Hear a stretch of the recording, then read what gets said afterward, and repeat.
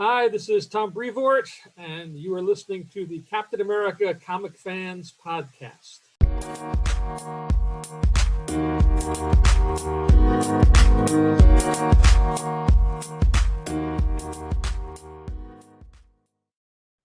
Greetings, Cap fans, and welcome to episode 172 of the Captain America Comic Book Fans Podcast. My name's Rick Verbonis, and I am your host. And there's another fella on the show, a guy I'm in cahoots with. He's a swell pal, goes by Bob Lucius. Hey, Bob. Heidi ho. We're going to have a guest today. You ready to flip your wig? Does it show? Does it show that I'm wearing a wig? Well, what are you calling me, a chrome dome? I love it, Rick. What is that a call out for? What are we doing tonight? Well, Bob, that was some 1940s lingo. Yeah. That I'm throwing down at you. Yes. Are you catching what I'm throwing? I am, Rick. I am. All right. Well, Yeah. why do you think I'm doing that, Bob? Whew. Are we exploring Captain America in the Golden Age? Kinda. Today we are covering Captain America Theater of War. And most of there's 7 different one-shot stories, and most of them take place during World War II, take place during the 1940s. So I thought it would be appropriate to kind of greet you in that 40s lingo. Yeah. I like that. I I was listening, I got Sirius XM in my car. Uh-huh. Got one of those like cheapo, like try it out packages. And here I am. I've got it. So I listened to these 1930s. I haven't told you this. I listened to these 1930s and 1940s radio shows on Sirius XM on my drive in the morning. And they're they're pretty good. They're funny. There's mysteries. There's like murder mysteries. There's science fiction. There's Westerns. And they had one this morning, like for hire. I think it was Jim Novak, and he's a private eye, and it was like he got framed for murder, and he had all these, like, it was just typical like 1940s sort of detective genre, where he had all these like zingers, like, harder to track than a grain of rice in a Shanghai suburb, Yeah. Good stuff. The floor looked like it was varnished with bourbon, things like, lots of great like lingo from the late 30s, early 40s in these shows. They're really entertaining. It's fun stuff to listen to. They are. And they have the Superman radio show on once a week, the serials. The George Reeves. I don't know if it was George Reeves or wasn't there a guy who played him before George Reeves? Maybe. Maybe. I think there was. Just briefly. And anyway, the show, just lots of fun to listen to those. Excellent. Have you been doing anything fun yourself lately? No fun for me. No. I listen to the radio on my way to work. That's my guilty pleasure. I gotcha. I've been, what have I been doing, Rick? I've been scanning a lot of photos. You don't say. Yeah, because I like the genealogy thing. So I recently came across a bunch of old photos, family photos, black and whites from early 20th century. And so I have a couple of Facebook pages that I maintain for my family.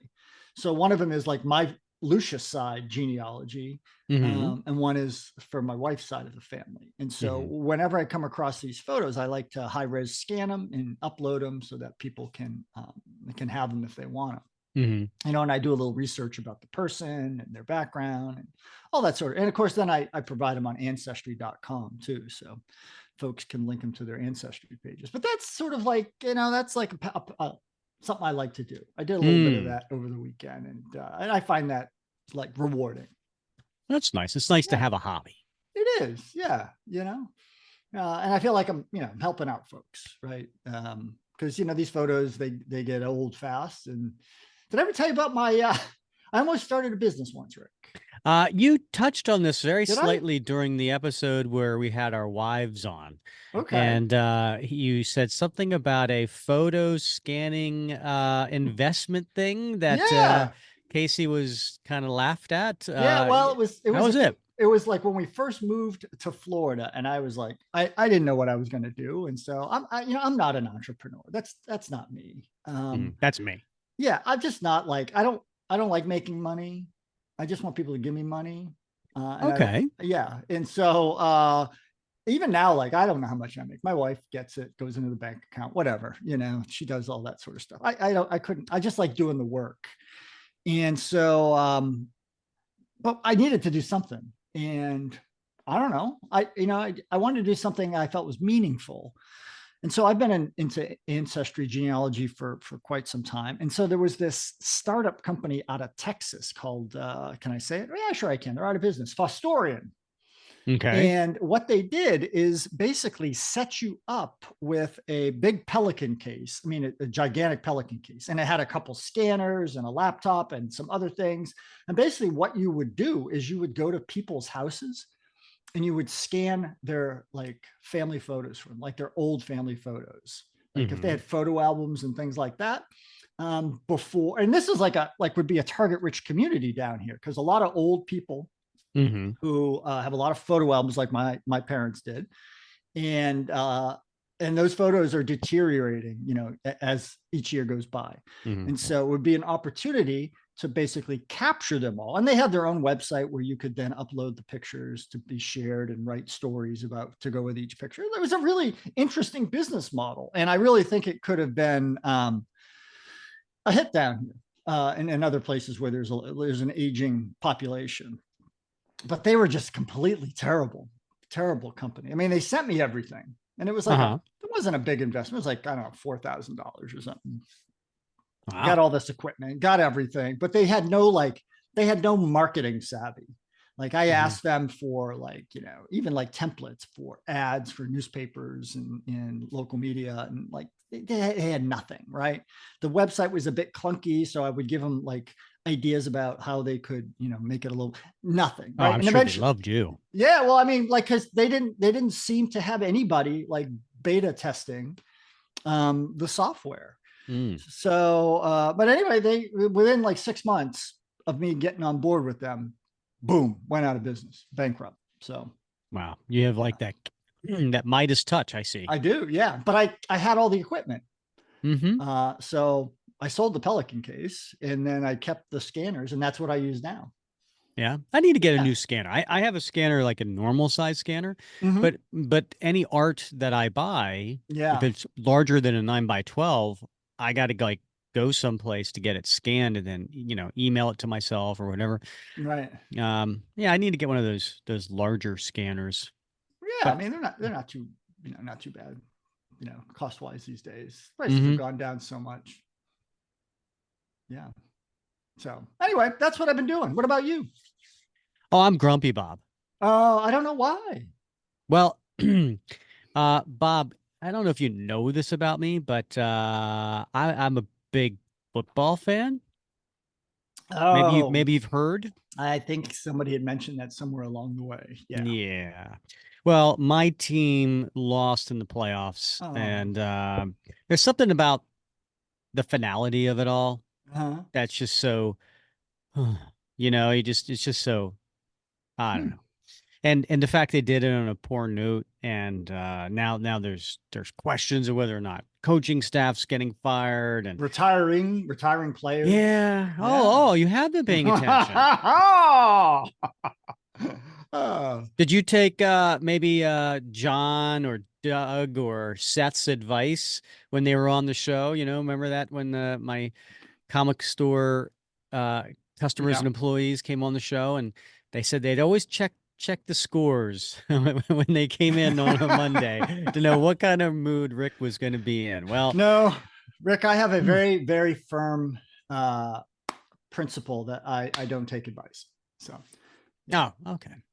Yeah. No, good for you. I'm glad that's working out in your marriage. Yes, I'm a little grumpy, but I'm sorry to hear that. We'll get over it because you know what, Bob, we're here today to talk about Captain America. Right. And so one of the things that we said that we were going to do in 2024, we're going to try out a new style of covering comics. We've been for 3 years now doing the panel by panel, acting out, reading out the comics, and that's been fun, and we're going to continue to do that. But so some people have said, I don't need to hear all that.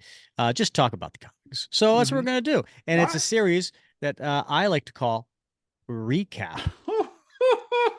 There's the marketing guy right there. Yeah, exactly. That's Right. clever. It's clever. Thank you. So we are going to recap Captain America: Theater of War. It was a series of 7 one-shots, and quite frankly, I think it might be best if I just read the solicitation for the trade paperback that collects everything. 7 tales charting the adventures that made Captain America the Sentinel Liberty we know today, from skinny Steve Rogers to the shield slinger leading battalions of men into battle. He'll be forced to choose between his country and his best friend, and will experience one of his darkest days when a World War II mission goes wrong. He'll take on Soviet Russia and Nazis, defying the laws of physics. And wounded behind enemy lines, Cap will face his greatest challenge, escaping a prisoner of war camp as plain old Steve Rogers.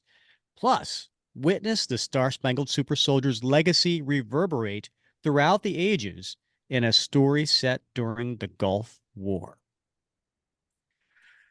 Well, there you go. Yeah. I feel a little cheated, Rick. Because Yeah. I have a trade paperback here, but it only has the 4 Paul Jenkins stories. Interesting. Yeah, I know. Huh. Feel cheated. Can you show me the cover of that again? Because it's the same cover I'm looking at. Oh, you know what the difference is? What? The one I'm looking at says the complete collection. Okay. And this one came out in 2016. It actually came out in April of 2016, which is odd considering the comics came out in 2009, 2010. Yeah. I don't know why they waited 6 years to collect it. Maybe because they weren't big sellers. Because I did have my comic book store back in this time period. So I had I sold my store in September, October of 2009. So only a few of the issues had come out by that point, but they were selling just a fraction of what the ongoing Captain America series was selling. Yeah. So they weren't, I don't think they were well met when it came to sales, but I think they were well met when it came to the just critical acclaim, Sure, coming back and so on, because some of these are just really good stories. And so it's done, a lot of them were done by artists I wasn't really familiar with. Yeah. So that maybe had something to do with it. I don't know, but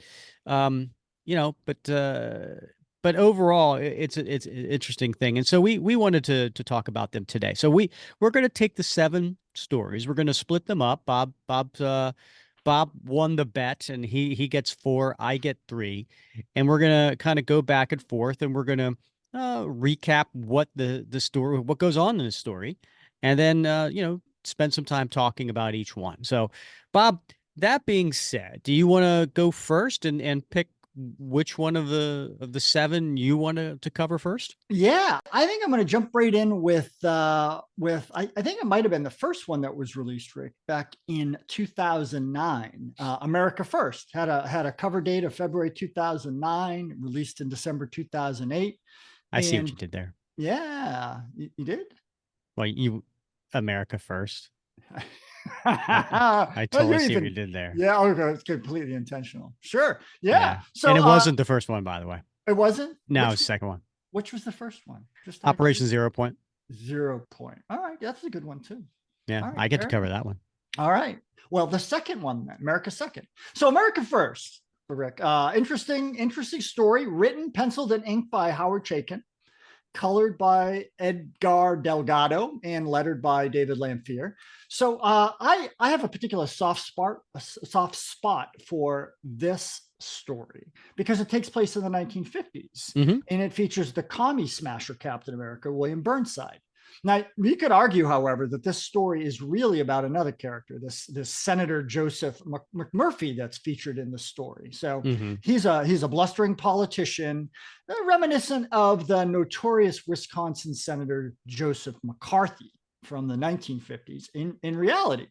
So this story's McMurphy is likewise rabidly anti-communist and not above using fear and defamation of others to advance his political goals, which appear, at least initially in the story, to be about crushing the communist threat to the United States. Now, Burnside, who is featured, early on in this story, is pretty anti-communist himself, as you know, and he does sympathize with McMurphy's goals, but not his methods. So there's something about McMurphy that seems to set the commie smasher off and really make him disgusted about the way the senator uses accusations and rumor mongering to defame people he doesn't agree with, often without any evidence.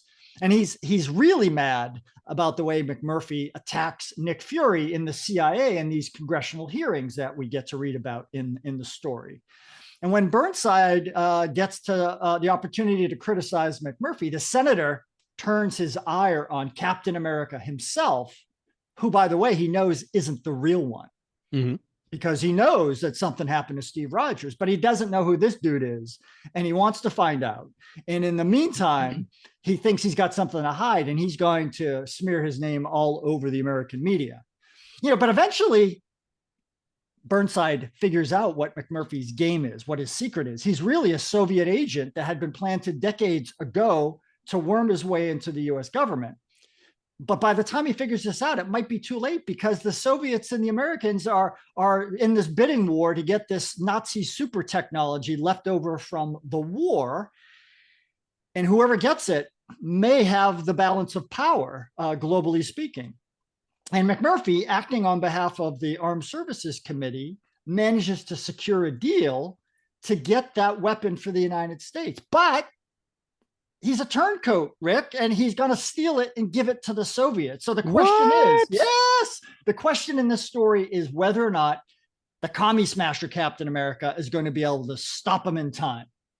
So it's a great story, has some pretty good action scenes, has some excellent writing that questions what it means to be a patriot in those tense times when it seemed like the whole world hung in the balance between capitalism on one side and communism on the other. We get to see Nick Fury. There's Natasha Romanova, who at this time is still in the employ of the Kremlin and happens to be one of McMurphy's handlers. The nice thing about this story is Chaykin really seems to get the commie smasher version of Cap. He's not Steve Rogers, and he's got very different sensibilities about what the American dream means and who gets to share in it. And the nice thing also is that Chaykin gives us a little peek into the commie smasher's origin story. And it shows him actually lecturing the students at the Lee Academy. Of course, in the old golden age, it was the Lee School. And presumably this takes place before Burnside meets Jack Monroe, because we don't get to see any Bucky in this story. So really great story, definitely worth checking out. Really enjoyed it. And it's in that trade pub that you mentioned, but it's also reprinted in the Decades Marvel in the 1950s trade paperback that reprints not just this story, but all of the Commie Smasher stories from the 1950s. So check it out. Well, thanks for that very astute recap, Bob. I did check it out. I thought it was a good story. I am a fan of Howard Chaykin. I kind of always liked his art. And then he has been one of those guys who's like a writer artist combo. He's done a lot of different things. He did his own creation called American Flag. I don't know. Got if you them ever all. read. Oh, do you really? Yeah, got them off the rack back when I was a kid. Yeah. Well, he drew an attractive woman. He surely did. One of the reasons I picked him up, Rick. Yeah, actually, I don't know if we should get into this, but he did draw some like adult type comics. What? Yeah, I think it's called Black Kiss. Huh. I remember seeing it in my store. Like someone brought in, a collection or something like that. And I'm like, what's this? And I was like, I can't sell this. But I'll need to study this for a while. Yeah, right. I liked Howard Chaykin. In fact, I had met him at a comic book convention gosh, I don't know, 15, 20 years ago, and maybe 20, yeah. And of course, I I knew he drew an attractive lady, so he was like, "Well, who do you want me to draw?" And I was like, "Power Girl." He- And he was like, Softball. and he was like, I don't know what she looks like. I'm like, really? And I don't know what we did. And like, anyway, well, I said she's blonde, you know, and so he ended up just drawing somebody like a generic woman Yeah. that I Yeah. tell people is Power Girl. Yeah. That's his version of Power Girl. Yeah. Yeah. He I what did I mean, did you enjoy the story?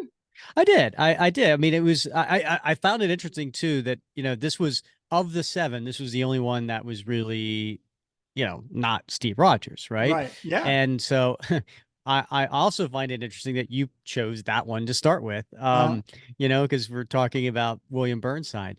Um, I did like the fact that he is a commie smasher, but there was something he didn't like about this senator, yeah. and he was badass too. I mean, some of those scenes where he's jumping in, back and forth between cars and some good chase scenes, and that was it was interesting to see him in action before he went crazy. Yeah.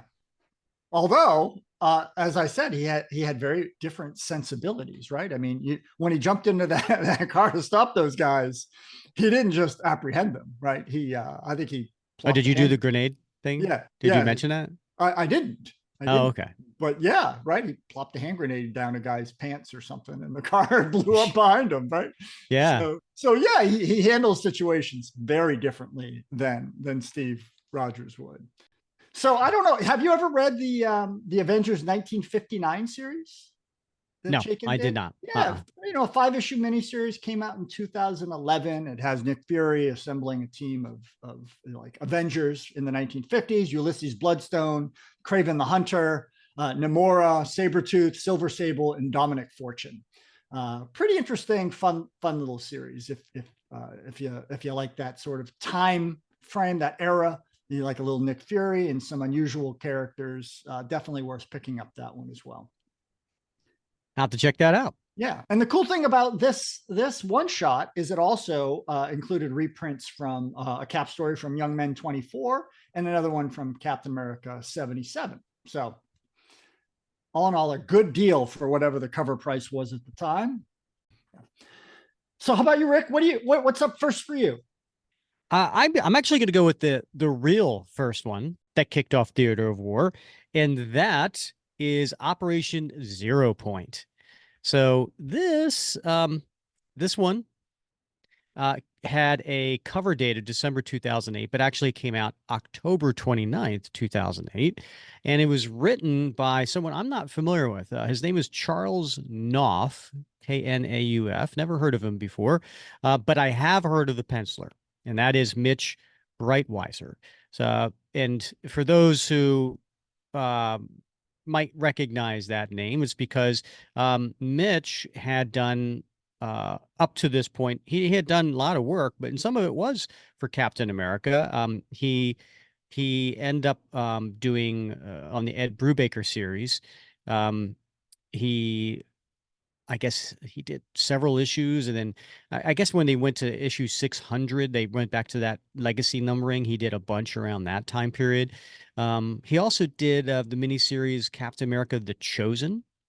So he's no stranger to Captain America, and he penciled it, he inked it, and then his wife is a colorist, and so she actually colored this issue. Her name is Elizabeth Breitweiser, lettered by Art Monkey Studio, and then editor Janine Schaefer, and then of course, uh, uh, editor in chief was Tom Brevoort.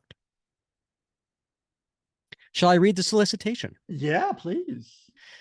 The first in a series of specials covering the length and breadth of the larger-than-life legend of Captain America as told by the industry's leading experts in the field. First up, it's 1944, and wouldn't you know it, Them sneaky Nazis have managed to crack the secrets of electromagnetic physics. Yeah, that's right. Apples may fall down in the tree world, but schnitzels are falling up in the skies over a mysterious lab in a Polish forest, thanks to a little help from a nearby forced labor camp. Sure, we could send in the Marines, but why bother when we've got Captain America? But even Cap may be meeting his match against the lab's sadistic cybernetic commandant, because everyone knows the only thing worse than a Nazi is a bot Nazi. Love it. Love it. Schnitzels. That's right. So recap of this. I'm actually going to use a website called Marvel Heroes Library. MarvelHeroesLibrary.com if you want to check them out. They do reviews of comics, and they recapped this, and I thought they did such a great job. I'm actually going to go ahead and use it, but do check out their website. So the synopsis is in Poland, 1944, a grim Captain America is a passenger aboard the U.S. bomber She-Devil on his way to rescue a Nazi scientist who wants to defect, bringing his great invention with him. Though he is skeptical of the reports, Cap is committed to the mission. And actually, I'd like that part of the story. He referred to them as what did he call them? The Boobocrats. Yes, the right? Boobocrats. Yes. Yeah.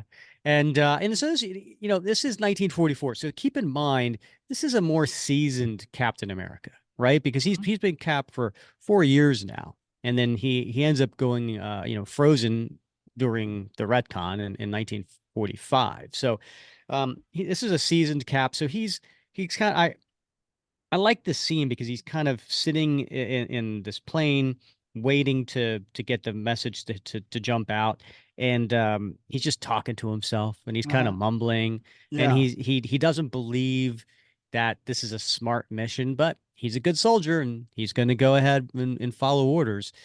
And then suddenly the bomber is attacked by flying saucers and shot down. Now Cap, who parachutes to safety, he's the only survivor. He meets up with his contact. Now, her name is Lior Eschel, and she is an attractive young agent of the Polish resistance. Concealed amid the wreckage of planes destroyed by the Nazi saucers, Cap and Lior survey the enemy camp. Cap gets a look at the SS commander known as Der Metzger. Do you know what that means, Bob? I don't. What does it mean? In German, that's the butcher. Ah. He's a huge German with a mechanical eye, and he has a scarred face because reportedly he received in a fight with a bear as a kid. With the sunrise, Cap discovers that work at the camp is done by hundreds of Jewish prisoners, which now leads him to expand the rescue mission to include the slave labor as well, because that's a very Cap thing to do. It sure is. At this point, they are ambushed by enemy troops and a flying saucer. Unfortunately, Lior is disintegrated by the saucer's propulsion unit, and Cap comes face to face with the butcher.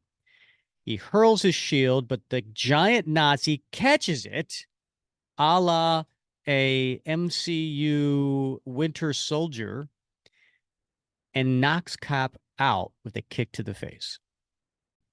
So Cap wakes up in a lab with a villain telling him that Lior has been forced to lead him into the trap by promises to release her captive family.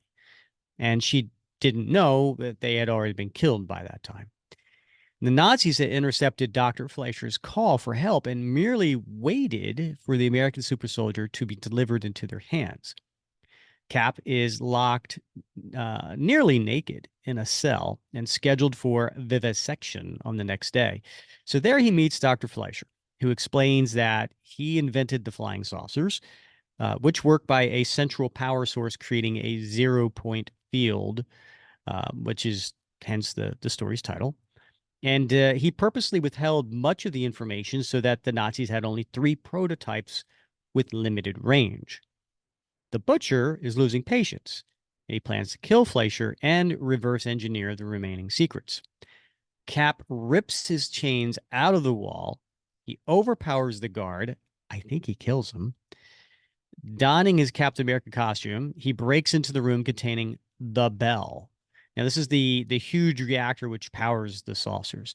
So Cap leaves Fleischer to sabotage the device, and he actually does this by placing. He said all I have to do is place one random thing in here, and it'll ruin everything. So he actually places an SS pin in the works. How's that for irony?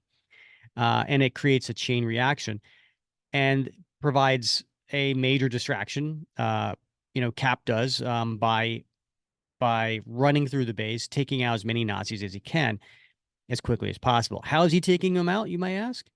He's got a machine gun. Yes. This is the World War II Captain America. So he's the super soldier, right? Yeah. He's not the superhero Right. that we maybe grew up with. So outside, Cap is pursued by two of the flying saucers. He leaps through the air, lands on one, pulls the pilot out, steers the saucer into the other one, leaping to safety as they both explode. He finds the butcher holding Fleischer captive and challenges him to a battle. After a brutal slugging match, which is really, a great fight scene, Cap tears out his opponent's mechanical eye, just rips it out, Bob, partially blinding him. And then Cap leads the scientist to safety. The butcher opens fire, mortally wounding Fleischer, who dies telling Cap he knew Abraham Erskine and wants his death to mean something too. Cap leads the Jewish prisoners to safety just as the butcher sees smoke billowing from the vents, warning him that he has no time to escape the explosion, which then destroys the camp. So with the destruction of its power source, the last saucer crashes to the ground. Watching this, Cap assures the spirit of Fleischer and Lior and the crew of the She-Devil that their deaths did mean something, a chance for tomorrow. Wow. So it was a good story. It was a good action story. Covered all the bases. I would say what I found interesting about it was, there was a lot of deaths in this comic. You're not something you typically see in Marvel Comics during that time period. And, it was Cap. You mentioned that, the commie smasher. Yeah. He was acting in a way that we don't normally see Cap. But here we are in a time of war, and Cap's a soldier, and he had to take people out with this machine gun. So that was a little interesting to me to see that in Cap in that, in that manner. Yeah. It's really reminiscent of a golden age story, of a golden age, a fanciful, Nazi technology, and Cap in the theater of combat. And the story, the narrative, very reminiscent golden age, but the quality of the art, obviously, Mitch Breitweiser takes it up to a whole different level. Big time. And just the complexity of the story, of course, much more than you would ever encounter in a golden age story. So it sort of bridges, the golden age with modern comics. And that's, I think it's kind of what's really interesting about several of these stories is that it manages to do that. So, we see Cap in a way that we're not used to seeing Cap, unless, you're familiar with how he was in the golden age stories, where, he would pick up any weapon and use it. Right. But in a modern looking book. Yeah, and speaking of modern looking, I didn't mention the cover. So the cover is also by Mitch Breitweiser, and it's Cap, kind of like a bus shot of Cap, and he's running towards the viewer, and behind him in this green glow are three UFOs. Almost look like they're chasing him. He has a very angry look on his face. And I actually know the owner of this art. He was a guest on the show, Alberto Gonzalez. Yeah, up to about a year ago, I don't know, maybe even less than that, there were several pages from this one shot still available for like $150. Well, the cover was a lot more. Well, yeah, the covers, of course, are a lot Yeah. more. But I'm like, if anybody's interested, I check. I mean, look around because they were still out there from Mitch Breitweiser's agent, to pick up those pages. All right, Bob, what's next? Which one do you want to cover? All right, so I think I'm going to do The Soldier On with a cover date of October 2009, released in August 2009. So this is an interesting story, Rick, written by Paul Jenkins, who I think we're going to talk to here shortly. Oh, yeah. We probably should mention that. Paul Jenkins, writer, Eisner Award-winning writer. He did write 4 of these 7 one-shots, so we thought it'd be great to have him on next episode. So we'll have to think of some questions as we're going through here of what we want to ask him, because it'll be the perfect opportunity to get the stories behind the story. Yeah. So as I said, written by Paul Jenkins, pencils and inks by Fernando Blanco, colors by Marta Martinez, lettered by David Lamphere again. And I think the cover on this one was by Phil Noto, who I know you're a fan of Phil's work. Very much so. Yeah. So, Bob, before you get into your recap, would you like me to read the solicitation? I would indeed. During the Battle for Baghdad, at the height of the Gulf War, a young Army sergeant witnesses firsthand the heroism of a United States super soldier. But a life-altering event will lead him to question the very person he had idolized. Can the symbol of America's military might understand the plight of an ordinary soldier who has paid an unimaginable price? Well, you've sort of hinted at it. This story is a very powerful story, and it's one probably a lot closer to, the experience of many readers of comics these days. Because of the war in Iraq and Afghanistan are much closer to home. We probably all know somebody who has either served there or knows somebody who served there and knows somebody who was either killed or wounded in that theater. And so this book really brings that home to readers. Yeah, we should probably mention that during this time when these stories were coming out, the Iraq War was still going on. Yeah. So as you pointed out in the solicitation, it takes place during the Battle of Baghdad in 2003, and there's a young U.S. Marine sergeant by the name of Brian Anderson, and he does get to witness Cap in action, as does his whole squad, and they're wowed by his bravery, his unflinching, courage, his decision making in the heat of a very scary situation where they come under fire, and Cap pulls everybody's bacon at the risk of his own life. And so, he tends to look up to Cap, as they all do, but things tend to progress in this story. And eventually, you spend enough time in a theater of combat like that, something's going to happen to somebody. Mm-hmm. And in this case, Sergeant Anderson is grievously wounded.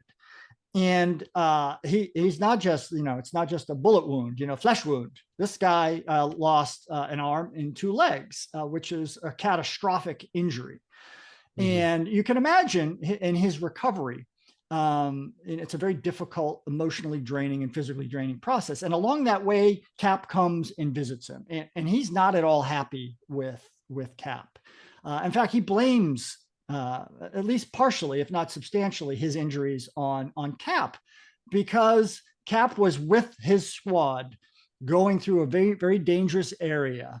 And he felt that Cap was maybe taking some risks that put others in danger because, hey, Cap's got the super soldier serum, right? He's got great reflexes and strength. He heals quickly. He's got great instincts, and everybody else is just human. Right. And this terrible thing happens, and IED goes off, and Anderson is grievously wounded, and Cap walks away without a scratch, and he's mad. He's angry. But we get to see in this story, Sergeant Anderson's progress, his evolution, his healing, as he comes to terms with his injuries, and he finds a way forward in his life. And he gets a chance at the end of the story to interact with Cap again. And it's a very powerful scene because both of them, I think, at least to me anyway, it seems both of them had a little bit of of a realization about what actually happened. And for Anderson, I think he realizes that, like, there's nobody to blame, except the enemy, of course, right? I mean, Cap was doing what Cap does, and the soldiers and the Marines were doing what the Marines were doing. And Cap tells him something that, like, when he first came to see him, he was upset that Cap was just almost seemed cavalier. Like, it was almost like the standard line that you tell a wounded soldier, we're proud of you, we're thinking of you, all that sort of stuff. But when he meets him again, Cap shares something with Anderson that I think is canonical now, right? And that is the fact that Cap has this eidetic memory that he never forgets. He has perfect recall of everyone he's ever met. And that includes everyone he's ever met that has been injured or killed in combat. And Cap has to bear that. He has no choice. Steve Rogers has no choice but to carry that weight of memory with him decades. I mean, you can imagine all the people that he has lost in decades. And so they both, I think, come to terms with each other and their loss, because both of them have lost something in war. For Sergeant Anderson, it's his physical capacity, but in another sense, he's created a new life for himself and he's healed. But for Cap, he may be perfectly physical, but he carries this mourning with him wherever he goes. And I think that's a really, really powerful story. Yeah, I agree. Thanks. Great job on the recap, Bob. It was a heavy story to read, especially since it's based on this real Sergeant Anderson. Yeah. Now, Sergeant Anderson goes on to have a good life. He becomes a spokesperson. He has a good job. And I can't wait to talk to Paul about it, because he dedicated, I believe, this story to him, right? Right. That's right. And I want to know what inspired Paul to write this story, or how did he know this person? What information did he get from the person? How close is this story to what really happened? I mean, obviously Captain America wasn't there, but the rest of it, and that kind of stuff fascinates me, because it is a very, very heavy story. And I love the fact that he at some point, Anderson, I think, tries to flip Cap the bird, right? But he doesn't have he doesn't have the hand to do it, right? Right. So there's some humor in there too, because in the face of tragedy, sometimes you have to use some humor to lighten the mood. So it was a wonderfully written story. I just it was touching, it was moving, it was heavy, and there's some points in there where you see Steve question himself, reminding us all that he's just as human as the rest of us. Mm-hmm. Yeah. And I also want to talk to Paul about that eidetic memory, because I don't recall seeing that before. I wonder if Paul wrote, was he the one who came up with that? Because that's, talk about heavy. I mean, yeah, right there. I mean, to carry, I mean, he's seen so much war, so much, in those 5 years during World War II. And then beyond that, it just, wow. The other thing too is it's kind of like, I read somewhere once, and maybe it was Mark Wade, I don't remember, but about writing Superman, right? In when you're writing Superman, he's so powerful that you can't break Superman, but you can break his heart. Yeah. And so to me, I think of that when I think of this eidetic memory for Steve Rogers. Yeah. Right? Is like, I mean, does he become any, and I love the fact that, take any person who's in a caregiver role, as far as like a healthcare professional, a doctors, nurses who see people dying, all the time. And they have to grow some sort of barrier there, Yeah. right? To protect themselves. That's why I could never do that type of job. I have the greatest respect for people who can. Mhm. And I'm certainly not saying healthcare professionals, are cold or anything like that. It's not what I'm saying. I'm No, just yeah. saying that, it's human nature to try to pull yourself away from something and distance yourself something to protect yourself. And we don't see Steve Rogers doing that. Yeah. Well, I think two things. I throw this out there. It's a little bit of a tangent, but I think of many professions, veterinary doctors are have among the highest suicide rates. Really, I Because never of, heard that. yeah, because of the emotional burden that they bear from, they put so many animals down that it can become heartbreaking. Mm. I don't know. I had one of my animals put down recently, a couple of years ago, and the doctor who did that committed suicide. Oh my goodness. 3 months later. Now, I'm not saying it's because of because of the situation in my family, but I've known many veterinarians who have killed themselves in my work through the Humane Society, and it's an extremely heavy burden that they carry. And I don't think it's possible to ever put up a wall. I mean, I think this is why healthcare providers and all these people who put themselves in those sorts of situations, to me, are such heroes. Every much, if not more so than guys that serve in combat, because they carry that burden for decades at a time, working with patients and in nursing homes and all these places, and the loss is horrendous.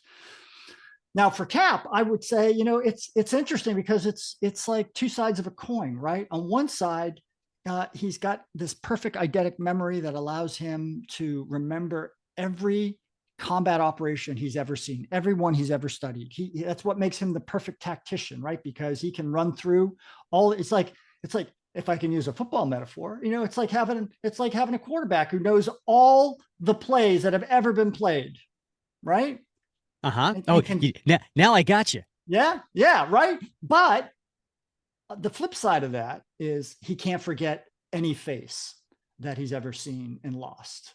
Yeah. So it's a powerful thing to think about, and I applaud Jenkins for coming up with that. I think it's a great, if heartbreaking, addition to the canon. Yeah, I can't wait to talk to him about that. All right, Rick, what do you got up next? Well, speaking of Jenkins, I want to do a brother in arms. This one had a cover date of June 2009, release date April 29th, 2009. And, while we're on the subject of Mitch Breitweiser as artist, he did the cover for this one. It's a pretty cool cover of Cap throwing his shield at the viewer. And as I said before, written by Paul Jenkins, the interior art penciled by John McCrea, inked by James Hodkins, colorist Andrew Elder, letterer Dave Lampier, and Tom Brevoort as the executive editor. Would you like to hear this solicitation for this? I sure would, Rick. I can't do that, Bob. There is no solicitation. I know it's a crying shame. It really is. But I can give you a recap, Bob. Well, I will settle for that. Okay. So March 25th, 1945, Captain America leads a mission of paratroopers from the 2nd Ranger Battalion on a perilous mission to drop inside Germany, secure a dam, holding against the enemy until reinforcements arrive. Landing near the dam, several Rangers are assigned to dismantle the bombs placed by the Germans to destroy the structure should it be threatened, while others undertake to capture the guard's pillbox. Now, Bob, you want to describe to the listeners what a pillbox is? Sure, it's a bunker emplacement. So generally, it's dug in with maybe only a third of it above ground, and usually it's got some slit windows that you can fire your weapons through. But it's designed to provide a fortified place for the emplacement of automatic weapons, usually crew served, like a machine gun. And it's usually like cement Yeah. right? I mean, Yeah. it's really Yeah. There's heavily still fortified. there's like, I lived and worked in Vietnam. There's still like pillboxes that were left over from the French Vietnamese War Wow. along the road. So they last. So in Cap's Rangers here, there's a Corporal Molodek, and the team is spotted by a guard, and an alarm is sounded. Losing the element of surprise, Cap leads the assault on the pillbox, bringing a soldier close enough to toss a grenade inside. Molodek and others open fire on fleeing Germans, with some American casualties as well. Inside the pillbox is the sole surviving German soldier who surrenders. An angry Molodek wants to shoot him down, but is stopped by Captain America, who reminds him of the Geneva Convention rules regarding prisoners of war. Cap questions the prisoner, and his name is Klaus Hartmann, and he's regular army. He's not a Nazi. And he advises him to comply with the rules as well for his own safety. Word of German reinforcements come, and Cap leaves Molodek to guard the prisoner while he leads the Rangers against the oncoming tanks. Now, that was a risk on Cap's part because, again, Molodek did not agree with Cap about the Geneva Convention, and this was a guy who killed a couple of Molodek's friends, and he wants revenge. But Cap leaves him in charge of him. Cap's agility allows the Americans to capture one of the tanks, and then they maneuver it to destroy the other tank. The Rangers then discovered that the German reinforcements are Waffen SS, and know they will be in for a fight. Now, Bob, explain to the listeners what is the big deal about the Waffen SS. Well, I'm not a German order of march expert, but the Waffen SS, if I'm not mistaken, were the hardcore stormtroopers of the Yes. Nazi Party. They're the bad guys with the death head logo. Yeah, yeah. So, Captain America meets with the Nazi leader Hermann Weitel under a flag of truce to arrange for turning the wounded Hartmann over to his own people. And Weitel refuses and orders his troops to fire on Cap. So the living legend exerts all his speed to make it back to the American emplacement under covering fire by the Rangers. Word then comes that the American armored regiment had been held up and will not be able to relieve them soon. So Hartmann apologizes to Captain America for the Nazi Weitel, expressing despair at how his country was so easily deceived by Hitler and his thugs. As Hartmann has some medical training, Cap releases him, and Molodek, of course, is protesting, to help treat the American wounded. The Nazis attack and press the assault through the night. Hartmann proves himself a hero by saving the lives of several wounded, and then he collapses from his own injuries.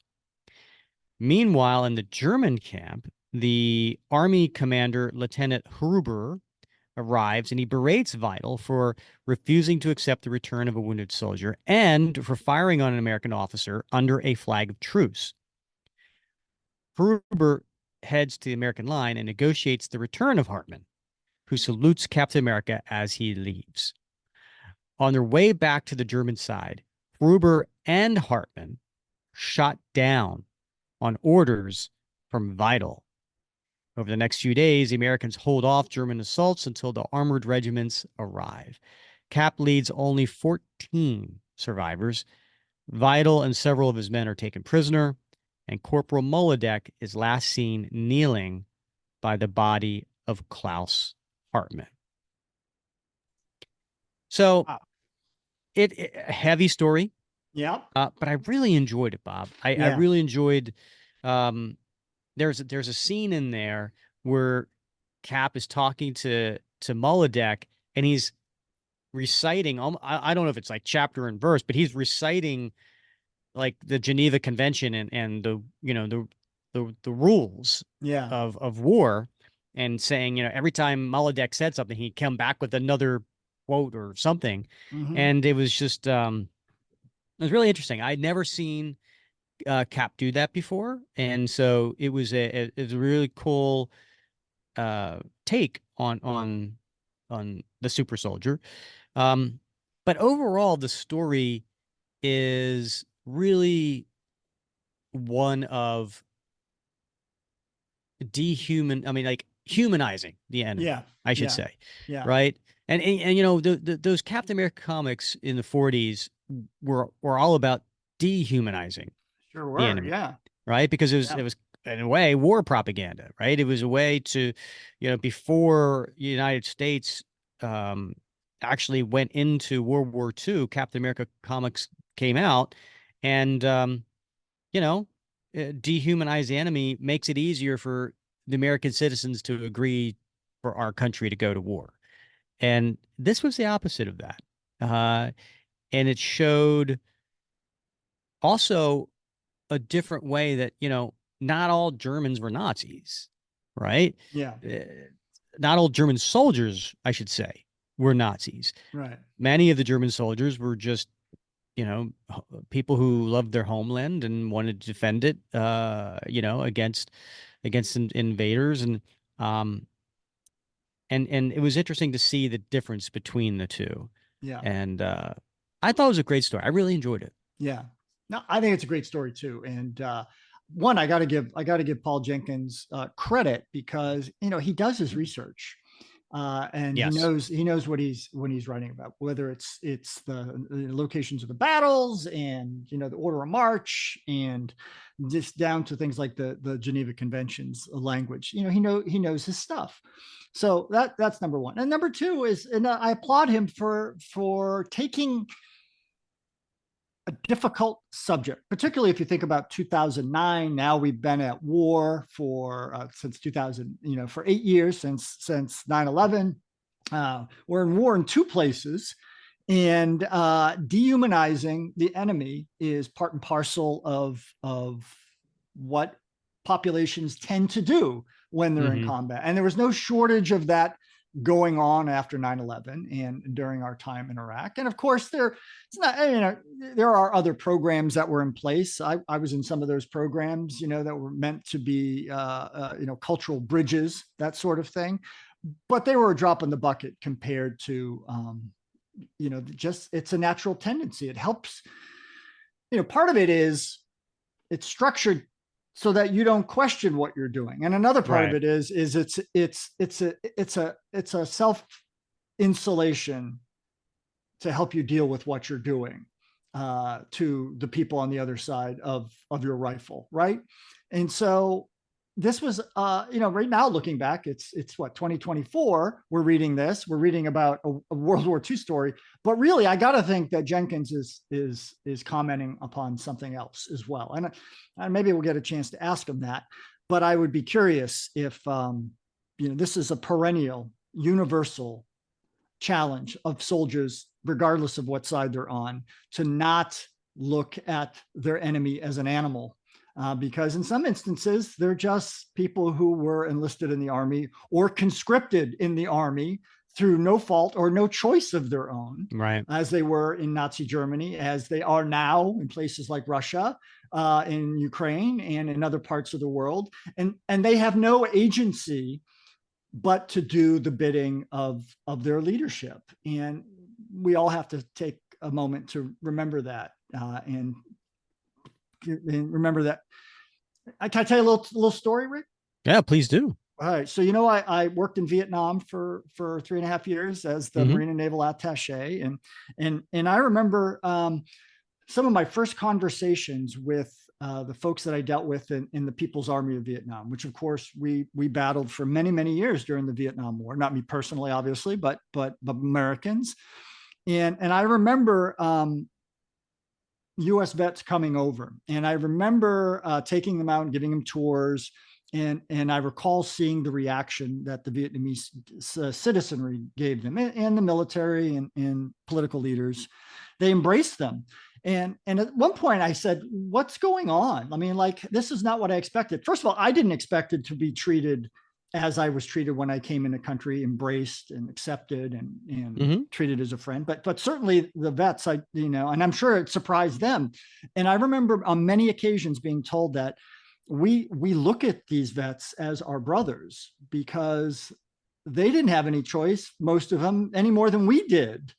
They were sent to war by Johnson and Nixon and I'm drawing a blank on the Secretary of Defense, but in any case, they were as much victims as we were, and now that's past. And what we have now is now in the future, and we treat each other like brothers and family, and that's how we move forward. And that I remember how like emotional I was when I heard that, and that is what I get in this story. To always remember that. Yeah. No, it's a good point. Thanks for sharing that, Bob. I think I was the whole point to Paul Jenkins. I mean, the title of the story is A Brother in Arms.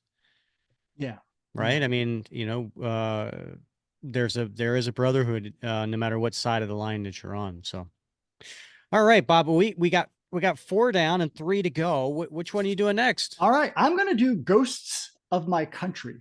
Rick. Okay. So cover date, December 2009, released 2 months earlier in October 2009. Again, written by Paul Jenkins.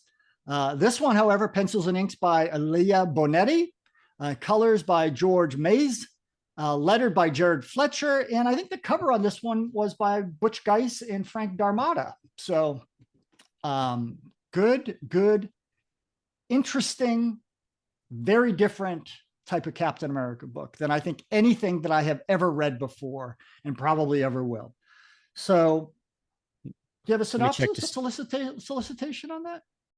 Why, yes, Bob, there is a solicitation. And this one reads, Paul Jenkins' mythos run on Theater of War comes to a close. In this, his most personal and poignant tale of the legacy of Captain America. From America's first Independence Day, through wars that nearly tore the country apart, to the rebirth of a nation, the spirit of Captain America has always been with us, and no one embodies that better than Steve Rogers. Now, I just want to point out, during this time, in 2009 and 2008, when these stories were coming out, Steve Rogers was dead in the pages of Captain America, the Ed Brubaker volume. He was killed in issue 25, and then he was gone for a couple of years. And the story continued with Bucky becoming the new Captain America. For those who haven't read the Ed Brubaker run, go do it. Do yourself a favor. It was amazing writing, and beautiful art too. But yeah, there has been no Steve Rogers for a while. And so I think part of the reason Marvel wanted to do this, maybe Tom Brevoort wanted to do this, was, there was a void out there for people who love Steve Rogers. Now, they did do the Captain America Reborn miniseries. That came out in July of 2009. So basically, for the first 8 months that these one shots were coming out, we did not have a Steve Rogers. So I thought it's worth pointing out as you're about to get into this story. Yeah, that's a really good point. That's a good point. This is filling a need, for people who have an appetite. So, as I alluded to earlier, Rick, this book is a bit of an outlier. Because unlike a typical Cap story with protagonists, antagonists, and the 3 different sort of, twists and turns in a book, this story presents a love letter, I think anyway, from Paul Jenkins to the United States and to Cap, but in the form of really a poem.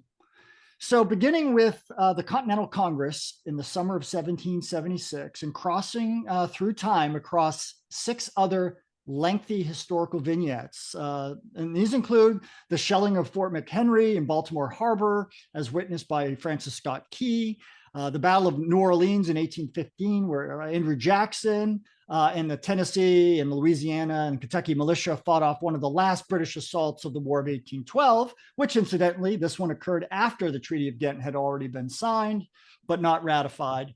Another one is the U.S. Civil War Battle of Alatoona Pass in Bartow County, Georgia, in October 1864, where this very small, outgunned federal garrison held out against a vastly greater Confederate assault. And then we jump forward to the Ardennes Forest in Belgium and Luxembourg, where the Battle of the Bulge took place in 1945. Skips ahead again to Vietnam'sYdang Valley, where and this was in November 1965, where that first really major battle of the Vietnam War against the People's Army of Vietnam, really the first offensive of a ground army versus a ground army, took place in this valley. And you might remember there was a book by Hal Moore and Joseph Galloway called We Were Soldiers Once and Young, and it was made into a movie by Mel Gibson. That was really cool. Had Barry Pepper in it as well. Oh, that was a book? Yeah, that was a great book. Really great book, Rick. Yeah, believe it or not. Did it have pictures? It had like about 10 pages of pictures in the middle. Yeah. Oh, really good. Very real tear jerker. A lot of folks lost their lives on both sides in that battle. And it really was a harbinger of things to come in Vietnam. And then finally, that last lengthy vignette is the heroism of first responders during the collapse of the Twin Towers in Manhattan on September 2001. And then there's like a bunch of shorter vignettes. There's the landing on Omaha Beach during World War II, the moonwalk in July 1969, a Cap marching with MLK Jr. in the civil rights movement in the South.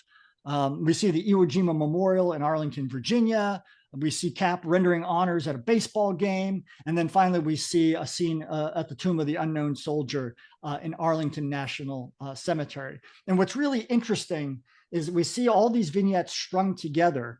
And we see in text balloons this poem being composed by John Adams and Francis Scott Key, and on and on and on, as we see the horrors and the gallantry of war.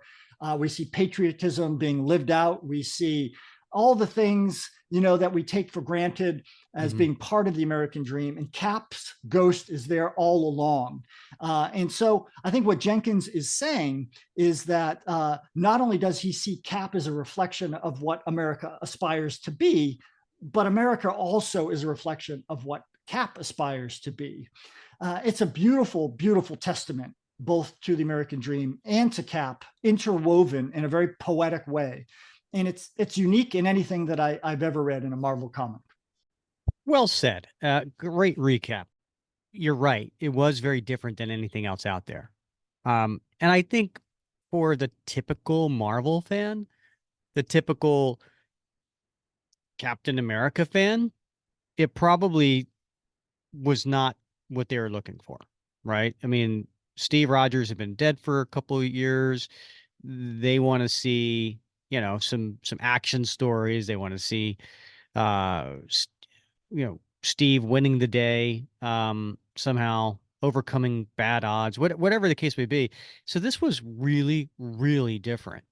And, but it was cool. I mean, it was, you got to see pieces of history. And I know you're a history buff. I'm not as big a history buff as you are, but it was cool to see these different scenes play out. And I liked and respected the way Paul Jenkins got them all woven together. Yeah. Yeah. And it's interesting, because he's a Brit. I know, right? Right. So I want to ask him that. I want to ask him, was it difficult writing from a American point of view during the Revolutionary War? Yeah.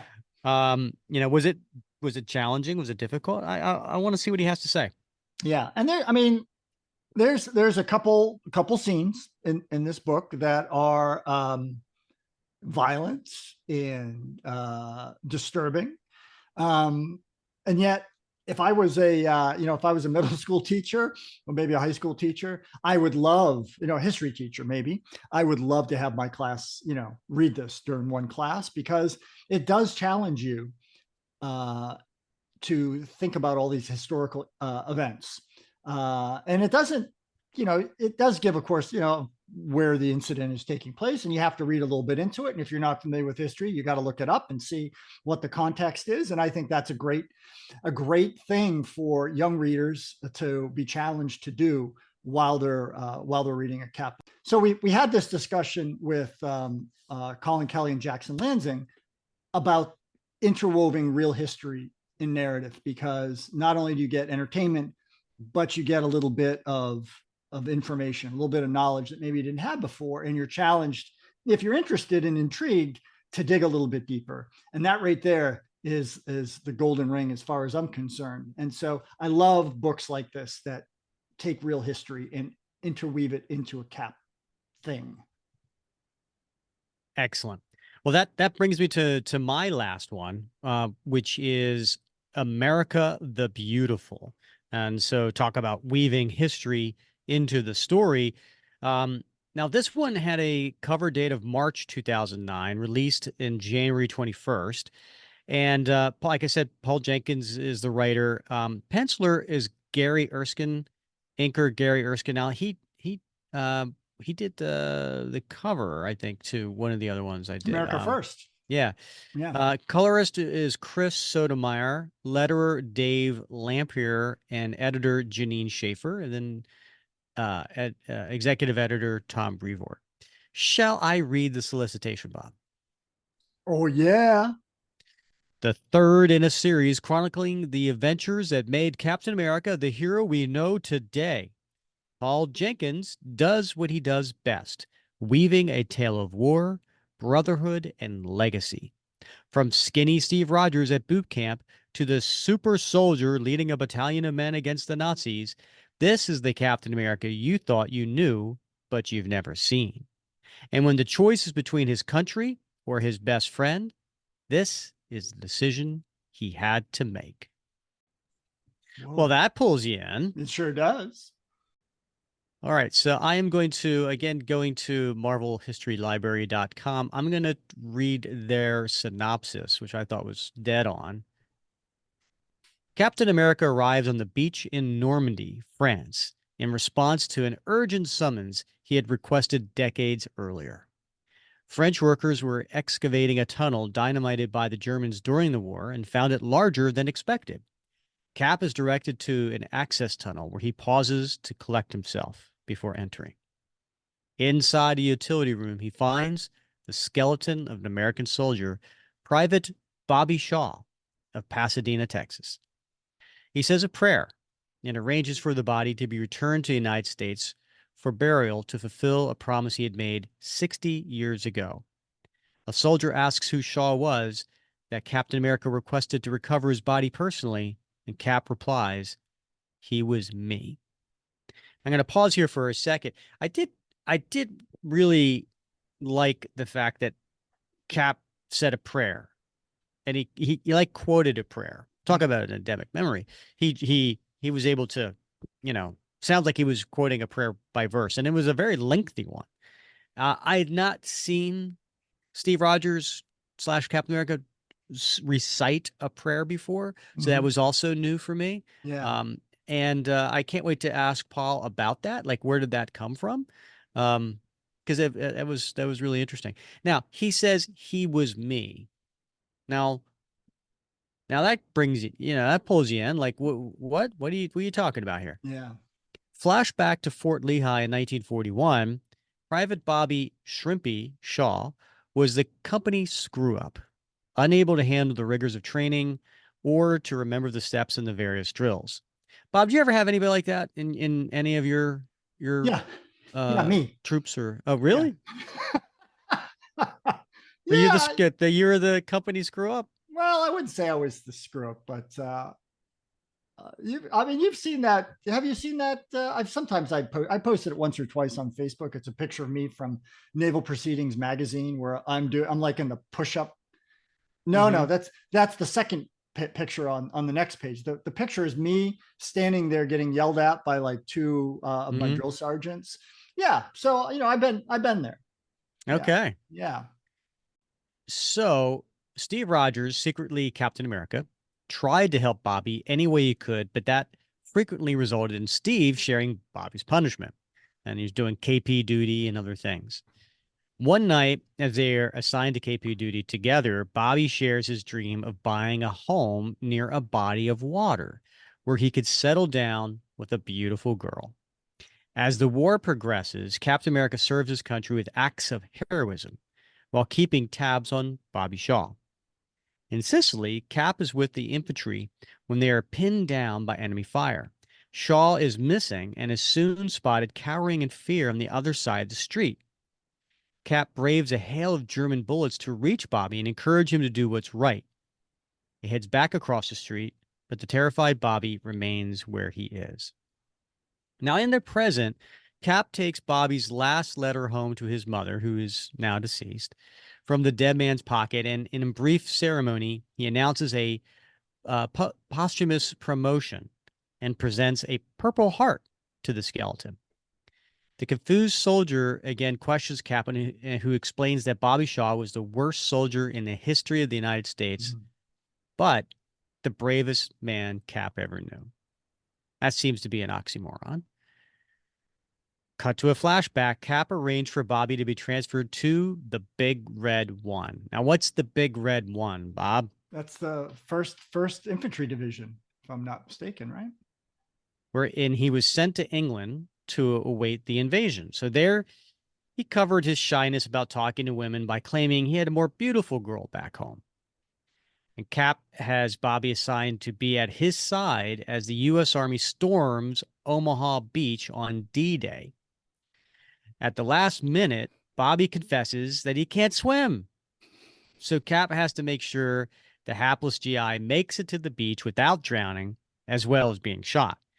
Cap leaves the terrified Bobby cowering in a shelter and heads on to his main mission. Soldiers are pinned down by enemy fire, and Cap has to clear the way for them to reach the cliff base. The living legend pushes through the hail of bullets to reach some men in a foxhole, but discovers the field telephone had been broken. He turns and sees Bobby Shaw following him. Now, the young soldier blindly ran after Cap and couldn't stop. He also seemed to forget his gear and his rifle and his backpack and everything. Now, from their position, they could see an access tunnel in the cliff. So Cap sends Bobby back to inform the rest of the unit while he goes on ahead to battle the guards. The soldiers reach the tunnel and enter in the face of gunfire. And by the way, when Bobby turns and leaves, like at first he's like, I'm not going back there, but he ends up running, and I think he gets shot in the rear. So they discover the tunnel is mined as the commander is killed. Panicking, Bobby hides in the utility room.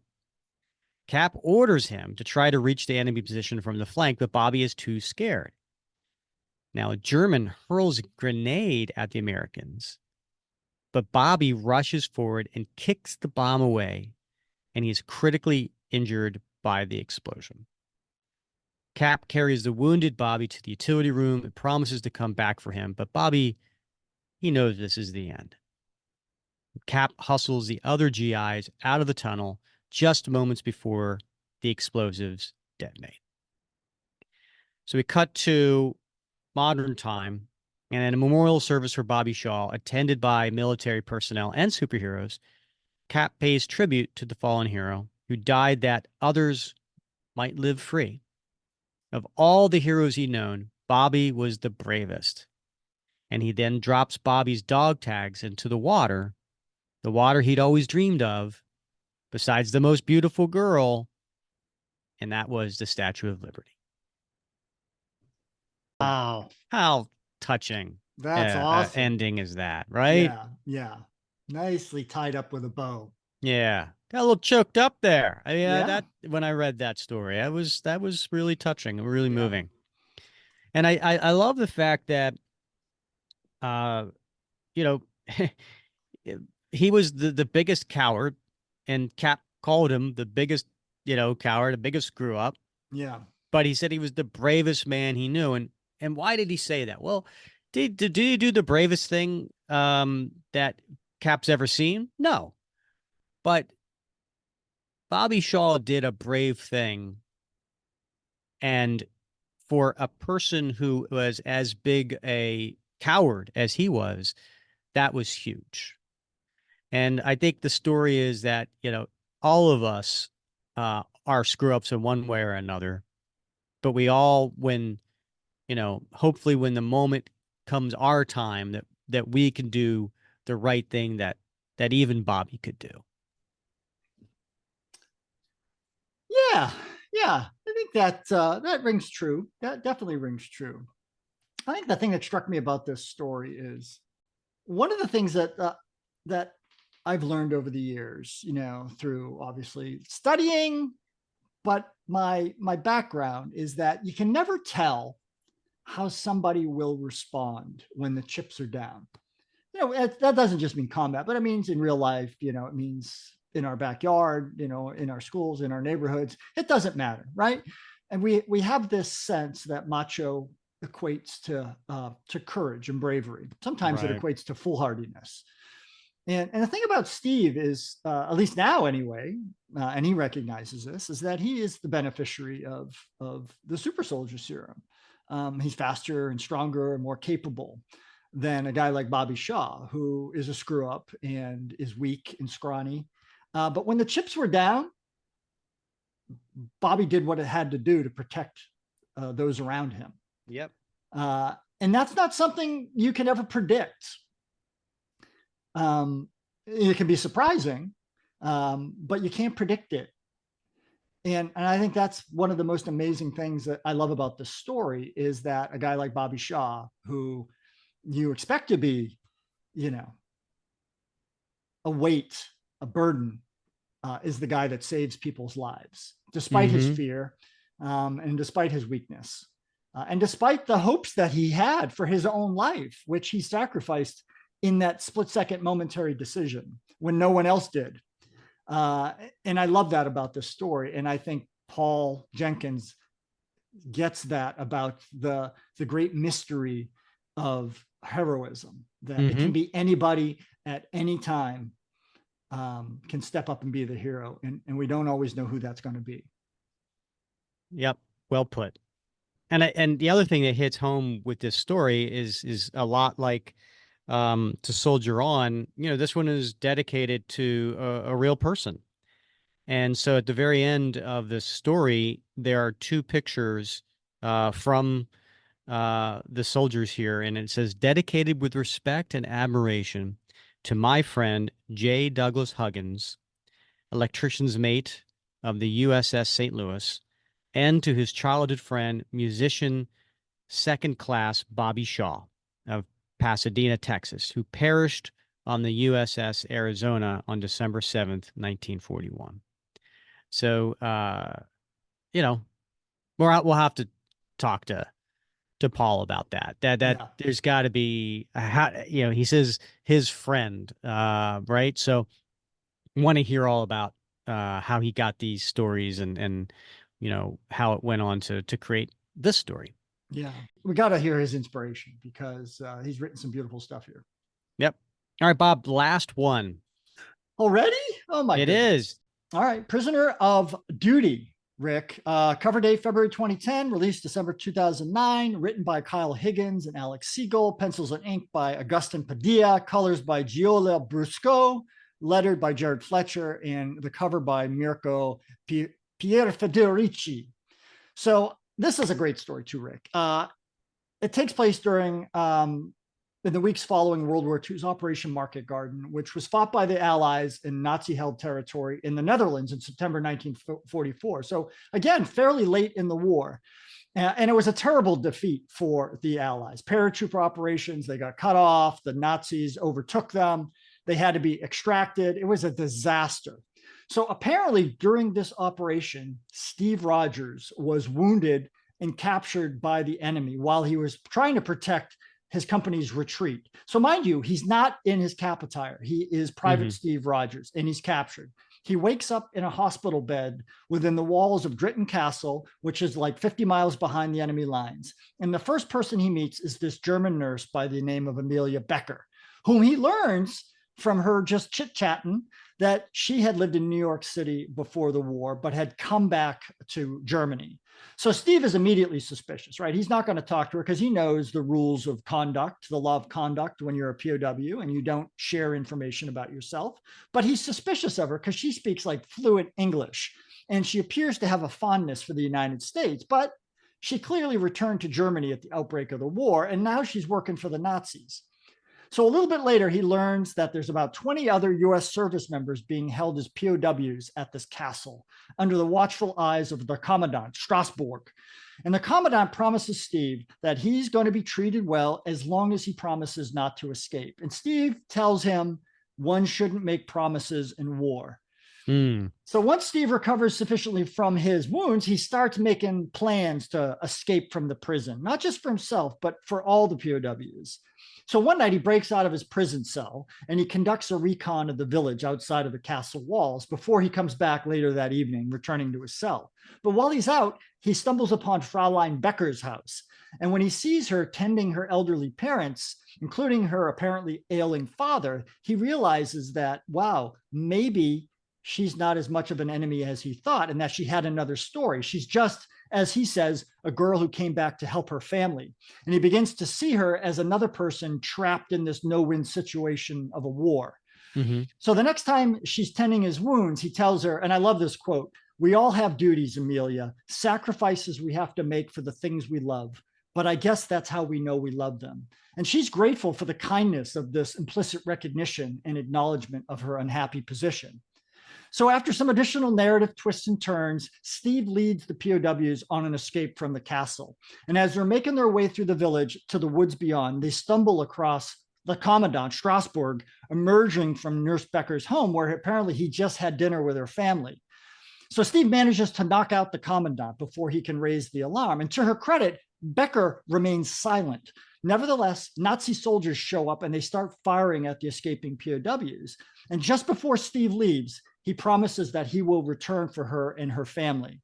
So the epilogue of this story takes place about 2 weeks later. And Steve, now he's got his cap uniform on. He returns with the Allies to the village and he starts looking for Nurse Becker and her family. But all he finds is the bombed out remains of her family home. And he remembers at that point his earlier declaration to the Commandant Strasbourg about not making any promises in war.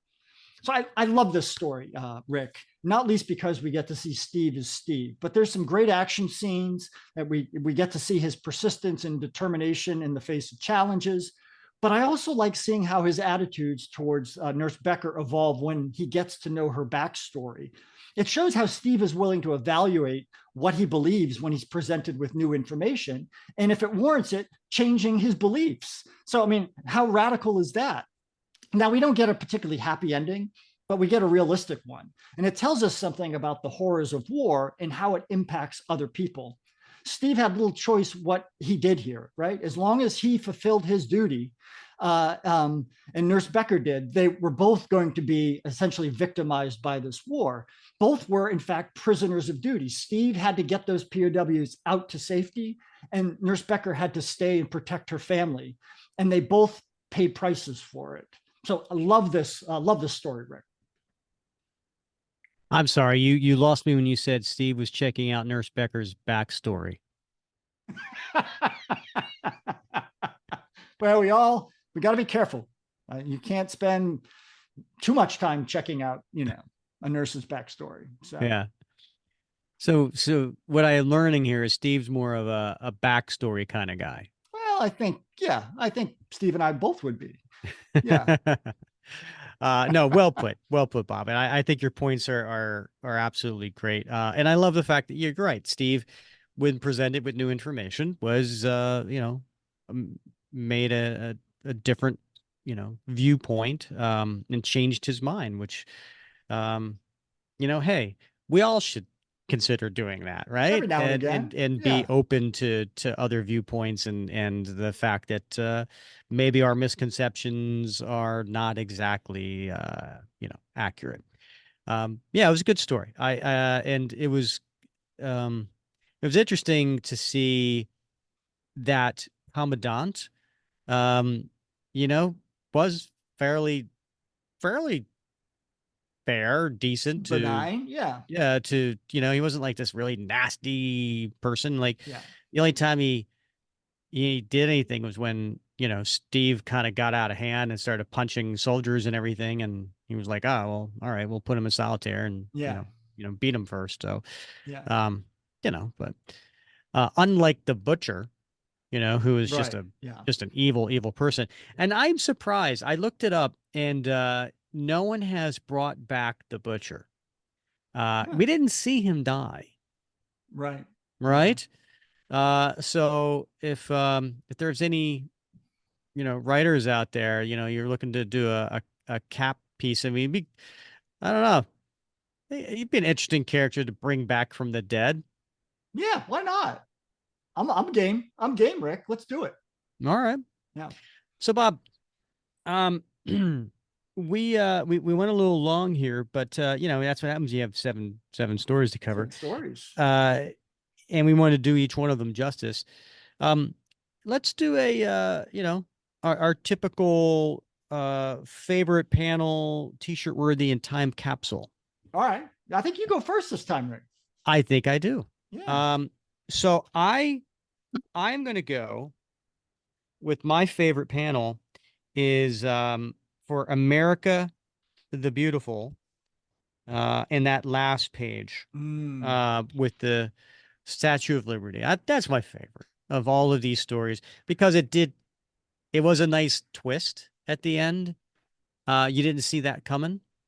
And it tugged on the heartstrings a little bit. And then it had that really nice dedication, and it had actual photos of the two soldiers.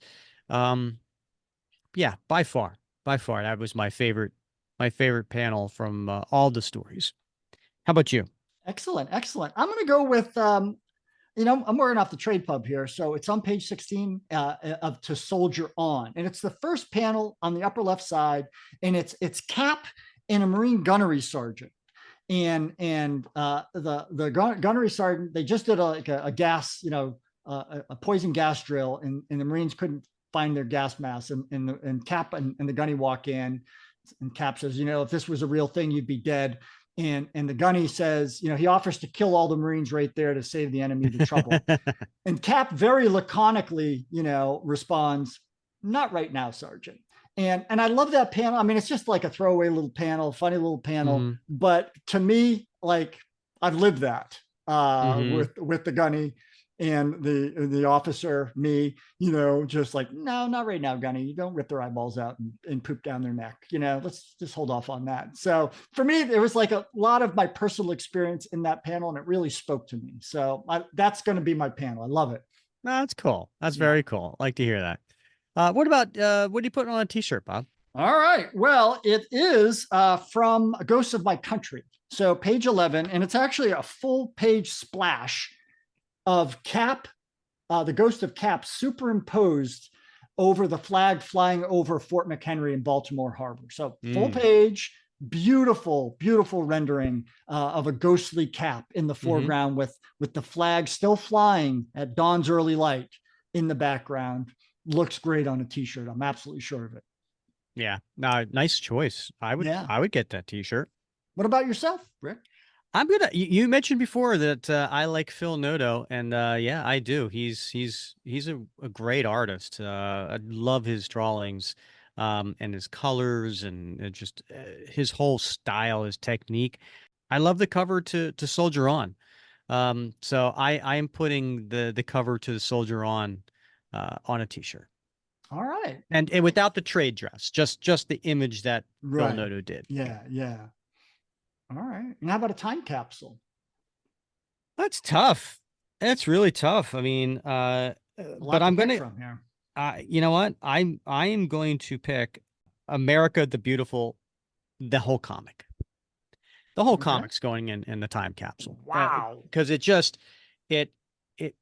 really picks up on what happened in Normandy. And I don't know. There's a lot of history to it.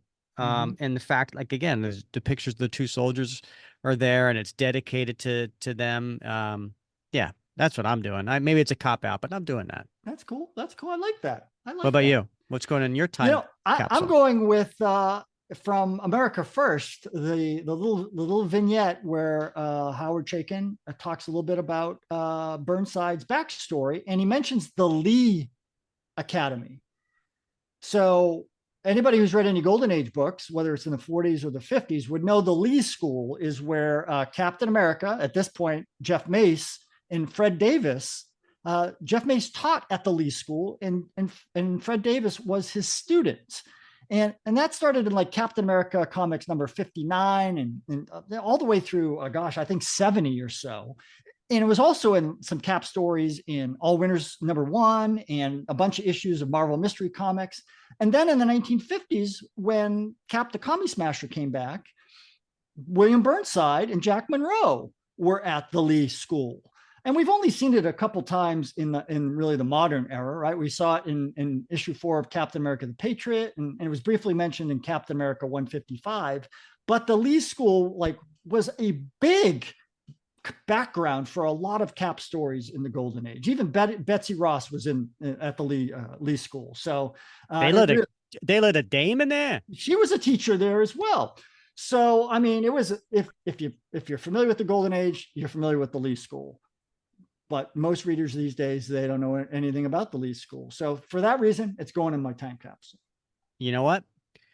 Put me in that category. I don't know a darn thing about the Golden Age, and I make no apologies. That's fair enough. I got you to tell me anything I need to know about the Golden Age. What do I need to do? Right. And if I need any answers about basketball, you're my man. I know nothing about basketball. I meant football, whatever. Yes. You know what I meant. I only made one basket, Bob. That was, I think we covered that. We? Yeah, I think so. Okay. All right. Next episode. Can't wait to talk to writer Paul Jenkins. So not only did he write 4 of these Theater of War comics, but he also wrote one of my favorite versions of Captain America Origin, the Mythos. And a few other things too that are Cap related, and of course, oh wow, he's just got a litany of comics over the last 3 decades. Looking forward to chatting with Paul Jenkins. So make sure everybody you come back next episode. You're not going to want to miss that. Indeed, I can't wait. And also, you don't want to miss out on the opportunity to get your 5-star review read right here on this podcast. So go to Apple and leave a 5-star review, and write your review there, and we will read it here on. We really do appreciate it. It helps us get noticed on Apple. So we do appreciate that if you don't mind. Who doesn't want to be immortalized? I mean, in 25, 30 years, when people are listening to these podcasts, your 5-star review is going to be out there. That's true, Bob. I mean, if you really think about it, like, well, long after you and I are gone, these are evergreen episodes. Like, if someone goes, I want to read about Captain America Mythos, or I want to listen to something like that, name another podcast out there that's going to take you panel by panel through Captain America Mythos for decades, Bob. Decades. These will be, mark my words, in the Library of Congress. Oh, well, there you go. Until I get the cease and desist order. So, all right. Well, as always, Bob, it's been fun wrapping Cap with you. It has. I can't wait till next week. All right. He's Bob Lucius. I'm Rick Verbanis, and you have been listening to another episode of the Captain America Comic Book Fans Podcast.